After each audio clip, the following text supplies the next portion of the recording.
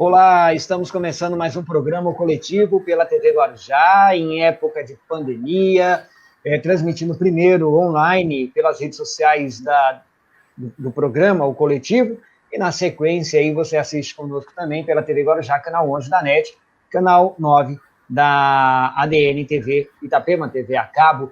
Bom, o programa dessa semana vamos ter a participação aqui do Edler, também do Cláudio, doutor Cláudio. Edler também aqui com a gente. Boa tarde, Edler. Boa tarde, Cláudio. Boa tarde, Lauro. Boa tarde, doutor Cláudio. É um prazer imenso participar. Vamos debater aqui as ideias para ajudar na formação de opinião e de convencimento aí dos ouvintes. Boa tarde aos ouvintes, ao pessoal que assiste esse tão importante canal. Um abraço ao Lauro e um abraço ao Éder. Maravilha, bom demais ter vocês aqui. Programado dessa semana a gente vai falar um pouquinho, fazer uma análise, uma reflexão sobre a atual situação política do país, falar um pouquinho sobre o Guarujá também, mas antes eu quero falar para você que quem está conosco é o Centro Universitário Dom Domênico, Faculdade Dom Domênico, aqui no centro do Guarujá, né, Colégio Faculdade Dom Domênico, que agora é Centro Universitário Lauro, também Restaurante Milani. E antes de começar esse bate-papo com essas duas feras, eu quero trazer um videozinho para você que eu achei super bacana, de um trabalho da Cooperativa Mundo Novo, aqui no Guarujá, que é um trabalho super bonito, que esse ano completou 18 anos aí no município. Deixa eu ver, porque é a primeira vez que eu vou colocar um vídeo para rodar aqui. Vamos ver aqui. Isso, Lauro, manda ver, vamos lá.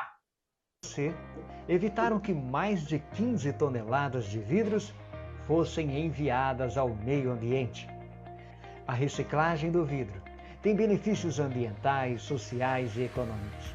Contribui para a preservação ambiental, pois reduz a quantidade de resíduos destinados aos aterros sanitários ou descartados no meio ambiente e diminui a quantidade de matéria-prima extraída da natureza.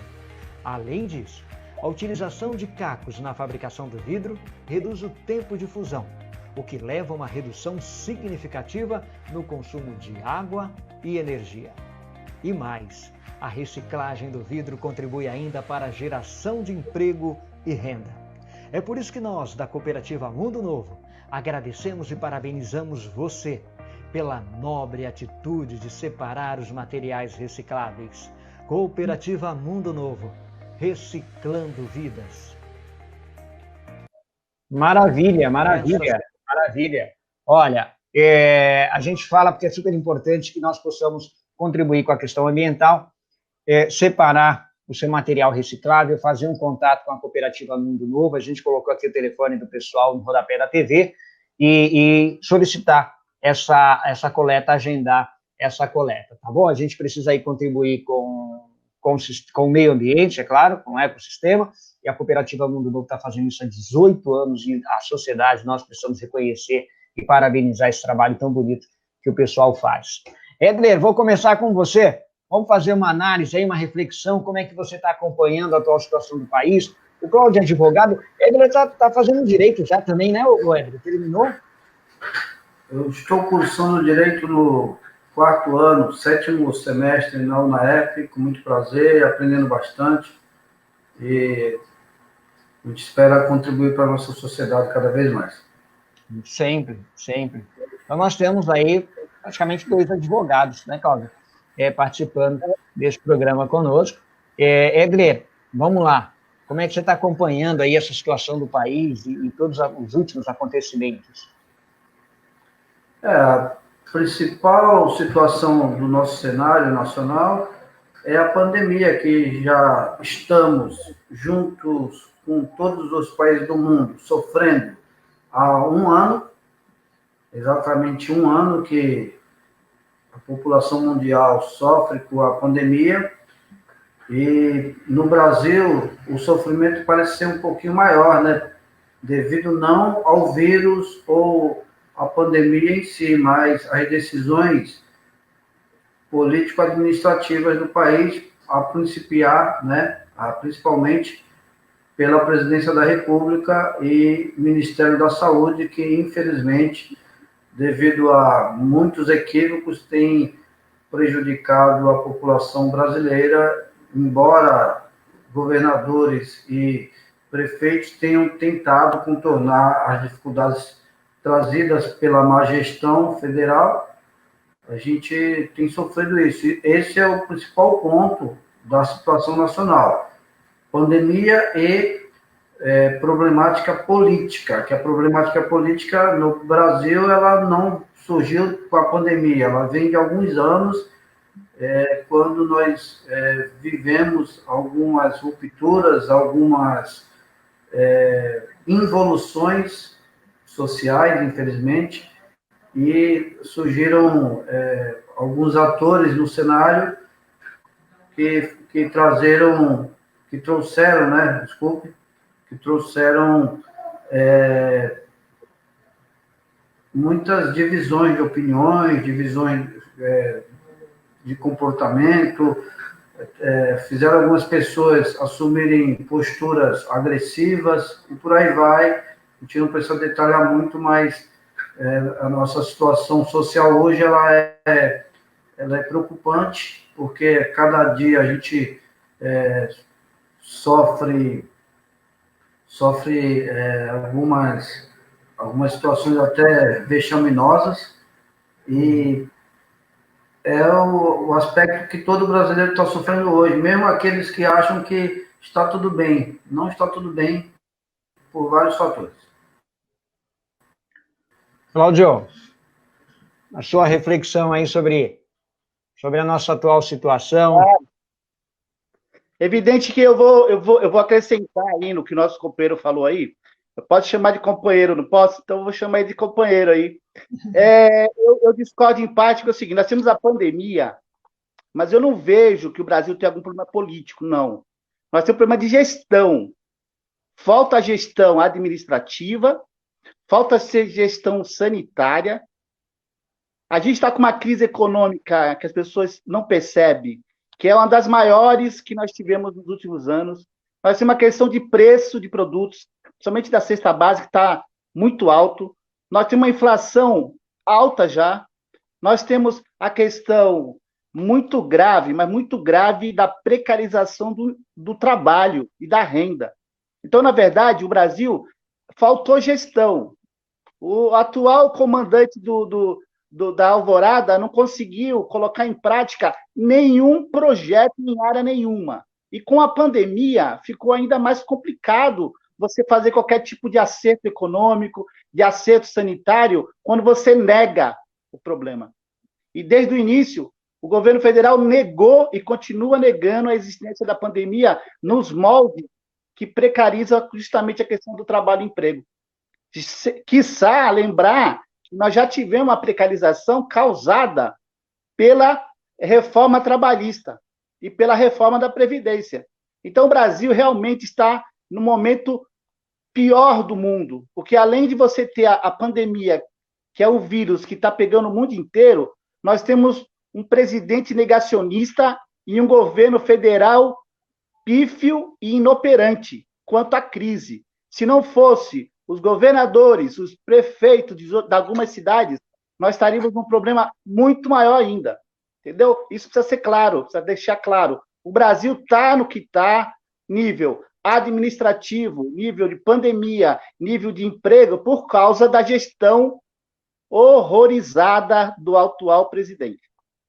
Ô Cláudio, eu vou pegar uma palavra tua aqui, a tua colocação, para passar para o Édler, mas é claro que após o Édler você vai ter oportunidade de ampliar um pouco essa discussão. O Édler, o Cláudio falou sobre que nós não temos hoje um problema político, você colocou como um problema político. Esse problema político, Cláudio, Édler, ele não vem se arrastando, Cláudio, desde a época do impeachment, por exemplo, em 2015, e depois com a prisão do ex-presidente Lula, sem justificativa alguma, que foi agora, fica cada vez mais claro isso para a sociedade, com a decisão do Fachin. Não é um problema político que culminou nessa atual gestão, levando aí esse presidente que hoje está à frente do país, não? Foi mais ou menos isso. Eu vou passar a bola para o Édler, Cláudio, para ver se foi isso que eu entendi. Aí depois eu peço que você Tá bom. possa contribuir um pouco. Reafirmo que o nosso problema é político-administrativo, porque quem faz gestão pública de qualquer órgão público é o agente político. Então, você não tem como dissociar problema de gestão pública do problema político. As decisões políticas, tanto na esfera executiva quanto legislativa e até na esfera judicial, elas têm aspectos políticos e sociais. Por isso, eu reafirmo problema político-administrativo.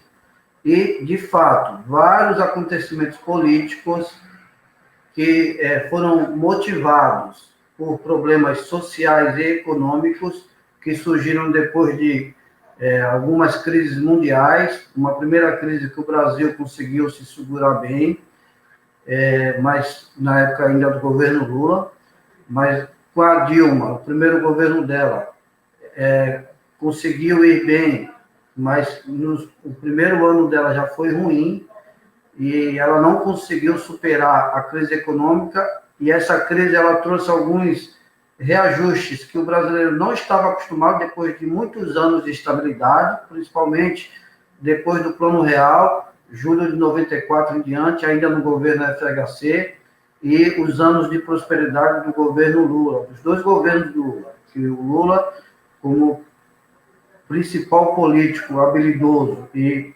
principal presidente da nossa modernidade, ele fez 2 bons governos, tanto que ele elegeu a Dilma 2 vezes, né? Não só ele, mas todos que auxiliaram nesse projeto, um projeto que melhorou muito a vida dos brasileiros. Os brasileiros não estavam preparados ou acostumados com crise. Os brasileiros esqueceram como era antes de 94, esqueceram como era na época da ditadura e logo, principalmente posterior à ditadura. Esqueceram o que foi o governo Sarney, que foram os planos econômicos antes do real. Esqueceram o que foi sofrer recessão econômica. Esqueceram tudo isso. Mesmo os mais idosos e os mais jovens que nasceram do ano 2000 em diante, nem se fala. Esses não sabem o que é crise. Então, esses apoiaram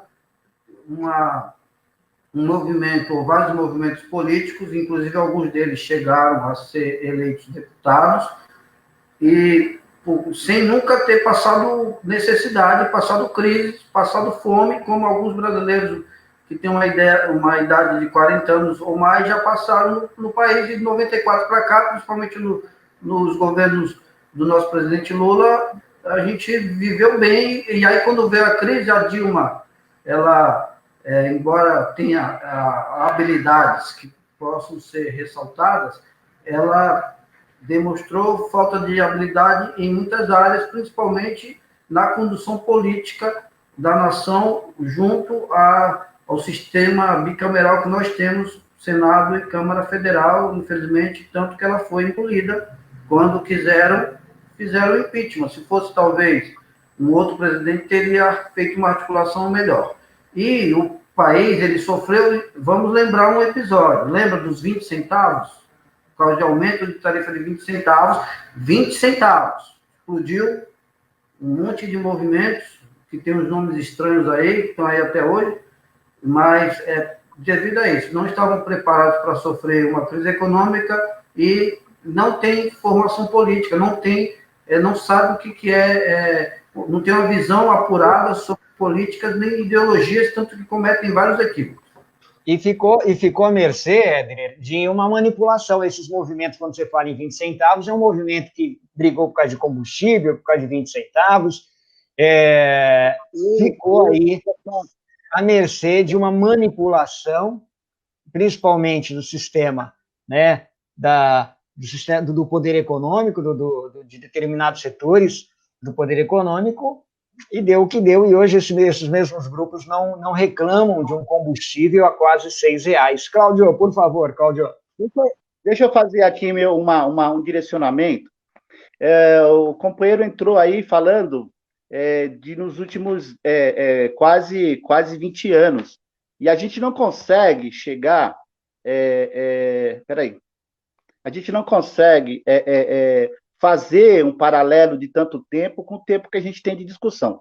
Eu gostaria até de propor, para a gente fazer depois, falar só sobre o golpe. O que ele fala sobre a questão da presidente Dilma, ainda que fosse o presidente Lula, teríamos tido golpe no Brasil. Então, na verdade, nós vamos discutir isso separadamente. Eu não posso, companheiro, falar que nós vivemos uma crise política, porque aí você faz o quê? Você tira do presidente atual a responsabilidade de uma gestão cruel. Então, o que acontece? Ele tem a maioria do Congresso, ele pode aprovar o que ele quiser. Nós temos várias medidas de calamidade pública, ele pode atuar da forma que ele quiser para resolver a questão da vida no Brasil. E é essa discussão que eu gostaria que a gente fizesse. Se a gente ficar discutindo o golpe, eu teria imenso prazer de discutir o golpe, como é que foi, se o FBI entrou, se não entrou, como é que foi a colocação do Moro, a questão da destruição da nossa indústria nacional, todo esse aspecto. Eu adoraria que a gente fizesse um dia só para falar isso. Mas hoje, o Brasil não tem nenhum problema político. O Brasil tem um presidente que está lá atuando, entendeu? Que faz um desserviço para a questão sanitária. Nós não vivemos nenhum problema político. Nós vivemos um problema de gestão sanitária grave. Agora, com a entrada do Lula, né? Aí nós vamos estar projetando 2022, que também a gente pode fazer separadamente uma discussão ampla sobre isso. Ele entra no cenário e aí muda todo o jogo de xadrez. Agora, voltando ainda, eu quero dizer o seguinte, o momento atual, companheiros, é gravíssimo. Esse período que a gente está conversando agora, já deve ter morrido umas 10 pessoas, que é uma pessoa por segundo morre, por minuto morre no Brasil. Morre, e eu não vejo, entendeu? A gente discutir isso com uma urgência. Nós teríamos que ter já o STF, o Senado, a Presidência da República, os prefeitos, todo mundo junto numa guerra contra o vírus, contra a informação, a desinformação. Nós precisamos fazer um trabalho urgente, porque as pessoas estão morrendo. E a única saída que a gente tem hoje, infelizmente falando, é o isolamento. Porque as vacinas só vão chegar a partir de setembro, de janeiro, se comprar hoje. Então, nós não vivemos nenhum problema político, até porque não tem nem como ir para a rua discutir nada, porque as pessoas não podem se manifestar. Nós temos um problema sanitário de uma presidência que é negacionista com relação ao vírus, só pensa no seu interesse pessoal em 2022, e o Supremo teria condições imediatamente de chamar esse rapaz aí que está na presidência, esse desumano que está na presidência, já fazendo o freios e contrapesos para que ele possa fazer a gestão que atenda aos interesses da nação. Se ele quer produção, se ele quer um melhor, uma economia melhor, um melhor PIB, só investindo em saúde. Não tem jeito, Lauro, não tem jeito, Éder. A questão maior é essa. Não tem problema político hoje. Nós temos um problema sanitário grave, absurdo, que hoje o Brasil está como o primeiro país que hoje nós somos uma ameaça para o mundo.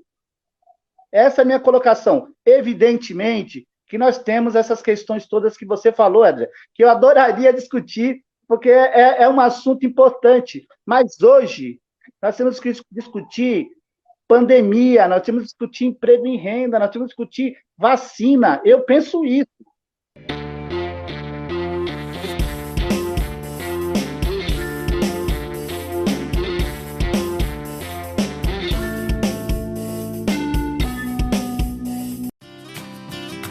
Na hora que bater aquela fome, venha para o Restaurante Milani em Ceada. Restaurante Milani, uma grande variedade de pratos quentes e frios, sobremesas, bebidas e o atendimento que você merece. Restaurante Milani, Estrada do Pernambuco, 267. Disque Marmitex 3391-3084. Curta nossa página no Facebook, facebook.com/Restaurante Milani.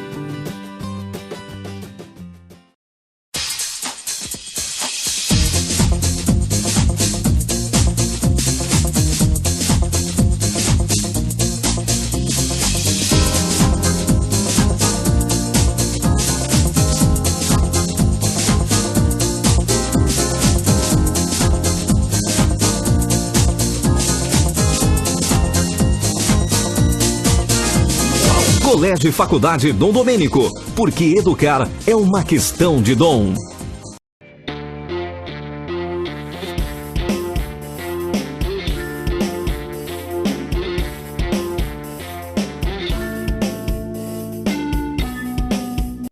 Ô, Cláudio, você coloca a questão da saúde para uma gestão, um presidente que quisesse consertar o Brasil.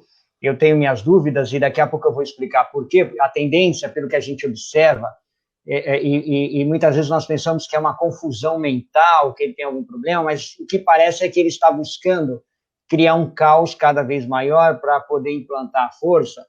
Mas antes eu queria falar sobre uma colocação que você fez, que é a entrada do ex-presidente Lula, que aparentemente entra aí na corrida eleitoral.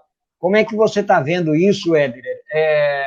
O Lula fez um excelente discurso, um discurso de estadista, a imprensa repercutiu isso, por sinal, em nível global, e hoje sai na Folha de São Paulo que o ex-presidente há 3 meses já vem conversando com a Rússia e com a China para trazer vacinas ao Brasil. Isso eu estou falando do ex-presidente Lula, não do atual presidente. Como é que você está vendo isso, Éder? Você foi candidato aqui no Guarujá, como é que você tem conhecimento político? Como é que você vê essa entrada do Lula aí na corrida eleitoral? Imagino que a gente possa colocar dessa forma. Antes de entrar nessa questão, eu só quero esclarecer uma coisa. Em momento algum eu usei a palavra golpe, porque, na minha opinião, juridicamente não houve golpe algum. O que foi feito foi dentro da legalidade constitucional, mas houve um golpe político, ou seja, uma articulação política. E jamais o presidente Lula, com a sua habilidade política, ele passaria por impeachment. Desculpa, eu vou discordar 1000 vezes, porque ele não passaria. Tanto que o Sérgio Moro, quando viu que o Lula iria ficar protegido por um cargo de ministro, ele iria auxiliar a Dilma a evitar o golpe político, não jurídico, o Sérgio Moro, que é um grande golpista, ele correu para evitar a nomeação do Lula. Simples. E não adianta a gente querer discutir o cenário atual sem analisar o cenário da história do país. Então, a gente tem que fazer reflexões, entender que o comportamento social da população e de vários grupos, ele depende da história e depende de regionalismo, de outros fatores. Por exemplo, quando você vê os estados do Sul, Paraná, Santa Catarina, Rio Grande do Sul, o comportamento lá com relação à política ele é diferente do comportamento aqui nos estados do Sudeste e do Nordeste, por aí vai. Tanto que lá o Lula foi muito feliz quando chamou de República de Curitiba, que agora ficou mais evidente ainda que ali funcionava diferente, o juiz natural do processo do Lula, ele foi desprezado para que um juiz inventado, como um super-homem, pudesse julgar e cometer vários equívocos, que foi o Sérgio Moro. Mas, se a gente falar que o Lula entrou na política, no cenário político para a próxima eleição, a gente vai, talvez, antecipar os fatos. Eu acho que hoje ele estaria viabilizado, mas nossa preocupação não tem que ser essa. O Cláudio foi feliz quando ele focou muito na questão sanitária, de fato. Porque se a gente fizer isso, a gente vai estar fazendo a mesma coisa que o Bolsonaro faz. O Bolsonaro, ele só pensa em 2022, ele não pensa nas mortes atuais, ele não pensa nas soluções atuais que nós precisamos. E o Lula pode auxiliar muito, e tanto que foi o Lula ter essa virada de mesa aí, essa virada aí de jogo por uma decisão judicial, no dia seguinte, o Bolsonaro já estava usando máscara, já estava recomendando vacina, correndo atrás da vacina. Se o Lula fizer mais um discurso daqueles, o Bolsonaro vai se vestir de Zé Gotinha e vai buscar vacina. O Lula tem que aparecer mais, que faz bem para o Brasil. Não, corretíssima a tua colocação, Edler, tanto é que o próprio Lula, no seu discurso, fez isso muito bem, por isso que eu falo que discursou como estadista, falou não é hora de se preocupar com a eleição, mas se preocupar, sim, com o país e com a questão da pandemia e da saúde, os problemas que nós estamos vivendo hoje. Cláudio, não sei se você quer comentar um pouco sobre essa questão do Lula, mas... Eu só queria explicar que o... Peraí, tem algum telefone tocando aí. Estou em entrevista aqui. Por favor, não me ligue. Eu quero trazer... É o seguinte, ó, vou explicar para você. É que quando você falou... Nós temos, Claudio, nós temos 4 minutos. Do povo do Sul, é curto, e depois você já emendou República de Curitiba. São duas coisas diferentes. Entendeu? Tá me ouvindo aí? Estamos te ouvindo. Tá. São duas coisas diferentes.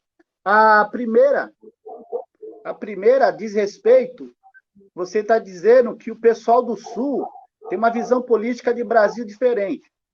E outra coisa é você falar da República de Curitiba, que é um termo jurídico-político.